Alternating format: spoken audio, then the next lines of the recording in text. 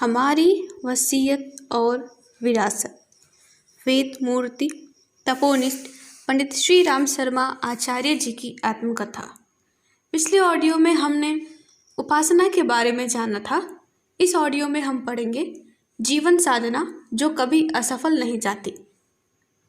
बालक की तरह मनुष्य सीमित है, उसे असीम क्षमता उसके सुसंपन्न सृजेता भगवान से उपलब्ध होती है, पर यह सशर्त है।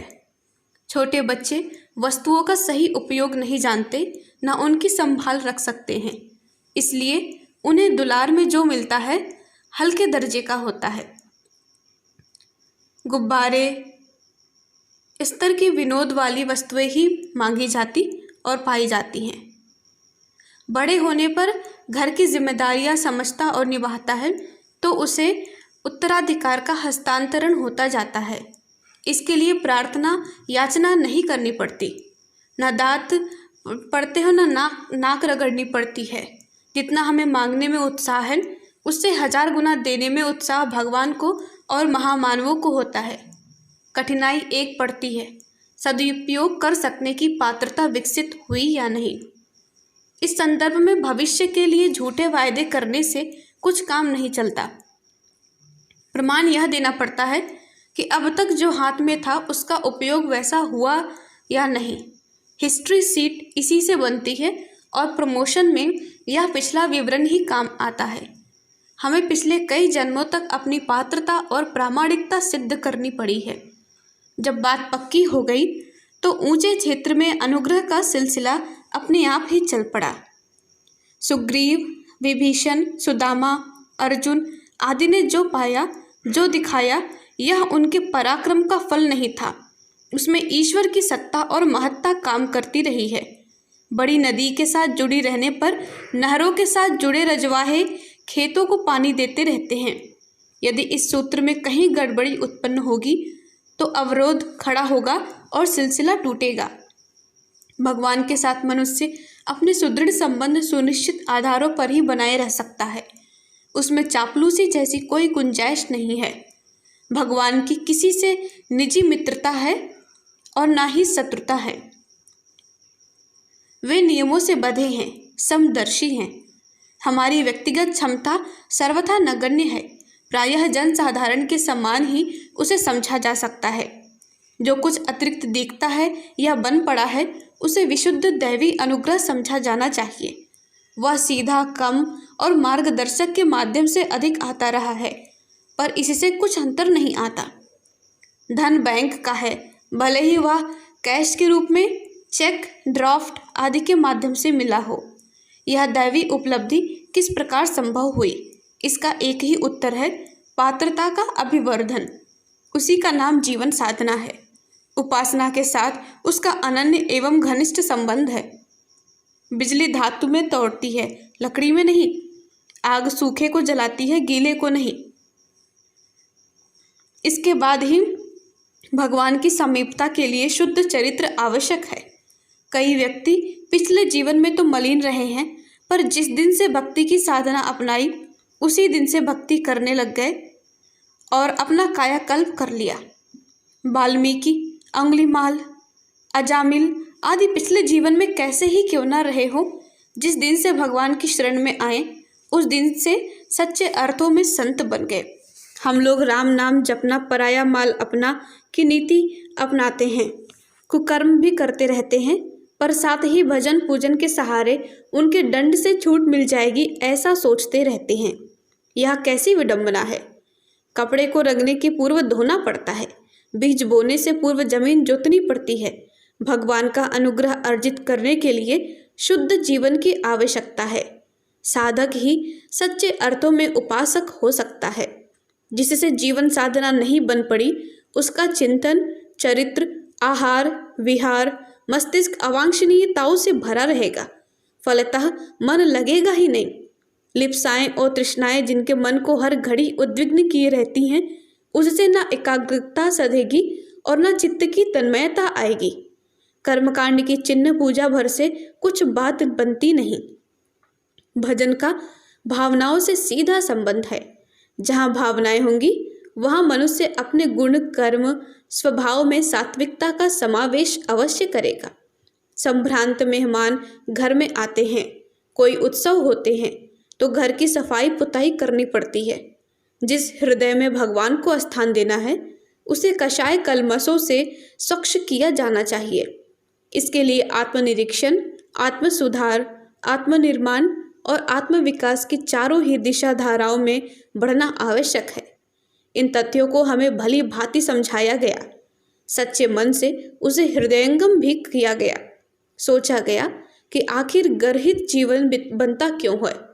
निष्कर्ष निकला कि इन सभी के उद्गम केंद्र 3 हैं: लोभ, मोह, अहंकार। जिसमें इनकी जितनी ज्यादा मात्रा होगी वह उतना ही अवगति की ओर घिसता चला जाएगा। क्रियाएं वृत्तियों से उत्पन्न होती हैं। शरीर मन के द्वारा संचालित होता है। मन में जैसी उमंगें उठती हैं, शरीर वैसी ही गतिविधियां अपनाने लगता है। इसलिए अवांछनीय कृत्यों, दुष्कृत्यों के लिए शरीर को नहीं, मन को उत्तरदायी समझना जाना चाहिए। इस तथ्य को ध्यान में रखते हुए विश्व वृक्ष की जड़ काटना उपयुक्त समझा गया है और जीवन साधना को आधारभूत क्षेत्र मन से ही आरंभ किया गया है। देखा गया है कि अपराध प्रायः आर्थिक प्रलोभनों या आवश्यकताओं के कारण होते हैं। इसलिए उनकी जड़ें काटने के लिए औसत भारतीय स्तर का जीवन यापन अपनाने का व्रत लिया गया। अपनी निज की कमाई कितनी ही क्यों न हो, भले ही वह ईमानदारी या परिश्रम की क्यों न हो, पर उसमें से अपने लिए, परिवार के लिए खर्च देशी हिसाब से किया जाएगा, जिससे कि औसत भारतीय गुजारा करना संभव हो।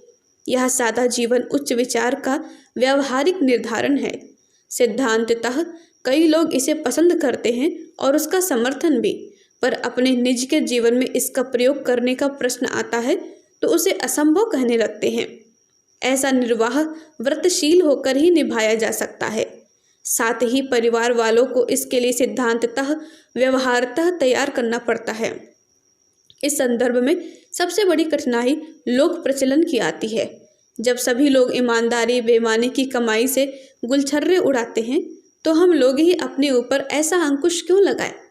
इस प्रश्न पर परिजनों और उनके पक्षधर रिश्तेदारों को सहमत करना बहुत कठिन पड़ता है। फिर भी यदि अपनी बात तर्क, तथ्य और परिमाणों से सबूत देते हुए ठीक तरह प्रस्तुत की जा सके और अपने निज का मन दृढ़ हो तो फिर उससे अपने समीपवर्ती लोगों पर कुछ भी असर न पड़े, ऐसा नहीं हो सकता।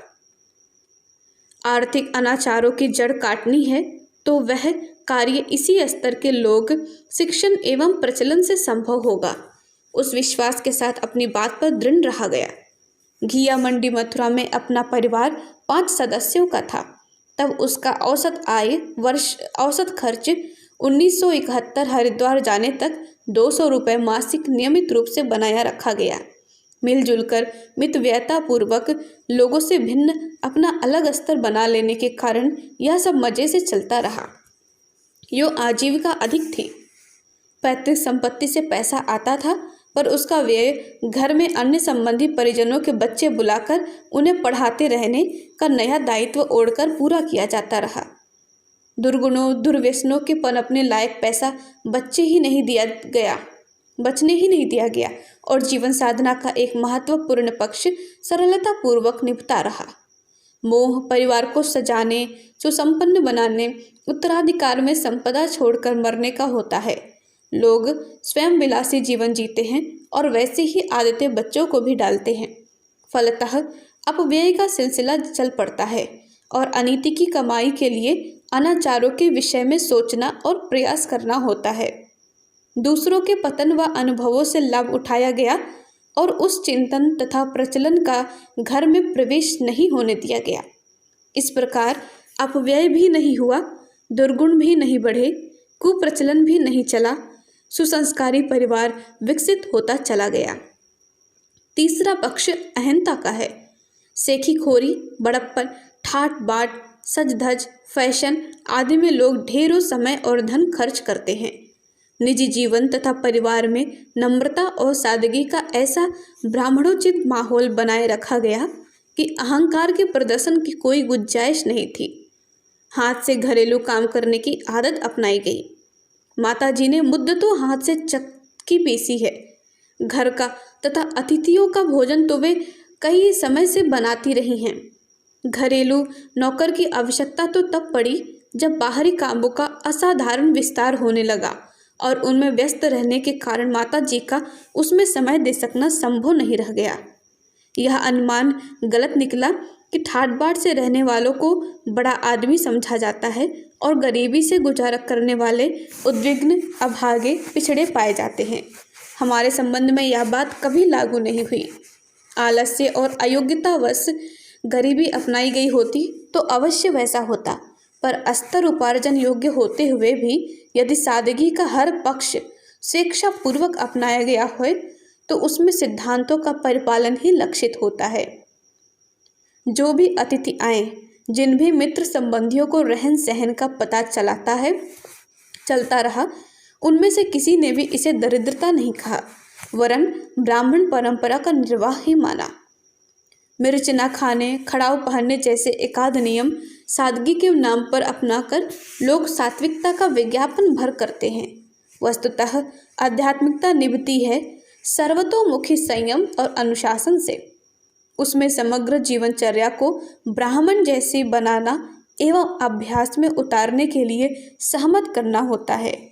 यह लंबे समय की और क्रमिक साधना है। हमने इसके लिए अपने को साधा और जो भी अपने साथ जुड़े रहें उन्हें यथासंभव सधाया। संचित कुसंस्कारों का दौर हर किसी पर चढ़ता है। काम, क्रोध, लोभ, मोह, मद, मत्सर अपनी उपस्थिति देते रहे, पर उन्हें उभरते ही दबोच दिया गया। बेखबर रहने, दरगुजर करने से ही वे पनपते और कब्जा जमाने में सफल होते। वैसा अवसर जब जब आया उन्हें खदेड़ दिया गया। गुण, कर्म, स्वभाव तीनों पर ध्यान रखा गया कि इसमें साधक के अनुसार सात्विकता का समावेश है या नहीं। संतोष की बात है कि इस आंतरिक महाभारत को जीवन भर लड़ते रहने के कारण अब चलते समय अपने को विजयी घोषित कर सके। जन्मतः सभी अनगढ़ होते हैं।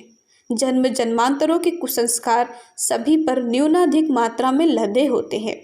वे अनायास ही हट या भग नहीं सकते। गुरु कृपा या पूजा पाठ से भी वह प्रयोजन सिद्ध नहीं होता। उनके समाधान का एक ही उपाय है, जूझना। जैसे ही कुविचार उठे, उनके प्रतिपक्षी सद्विचारों की सेना को पहले ही प्रशिक्षित, कटिबद्ध रखा जाए और विरोधियों से लड़ने को छोड़ दिया जाए। डर जमाने का अवसर ना मिले तो कुविचार या कुसंस्कार बहुत समय तक ठहरते नहीं। उनकी सामर्थ्य स्वल्प होती है। वे आदतें और प्रचलनों पर निर्भर रहते हैं, जबकि सद्विचारों के पीछे तर्क, तथ्य, प्रमाण, विवेक आदि अनेकों का मजबूत समर्थन रहता है। इसलिए शास्त्रकार की उक्ति ऐसे अवसरों पर सर्वथा खरी उतरती है, जिनमें कहा गया है कि सत्य ही जीतता है, असत्य नहीं। इसी बात को यूँ भी कहा जाता है कि परिपक्व किए गए सुसंस्कार ही जीतते हैं, आधार रहित कुसंस्कार नहीं। जब सर्कस के ऋषि वानरों को आश्चर्यजनक कौतूहल दिखाते के लिए प्रशिक्षित किया जा सकता है, तो कोई कारण नहीं कि अनगढ़ मन और जीवन क्रम को संकल्पवान साधनों के हंटर से सुसंस्कारी न बनाया जा सके। इसी के साथ यहाँ समाप्त करते हैं। धन्यवाद। ओम शांति। हमारे YouTube चैनल को सब्सक्राइब करें और बेल आइकन को दबाकर ऑल पर क्लिक करें ताकि नोटिफिकेशंस आपको मिलती रहें।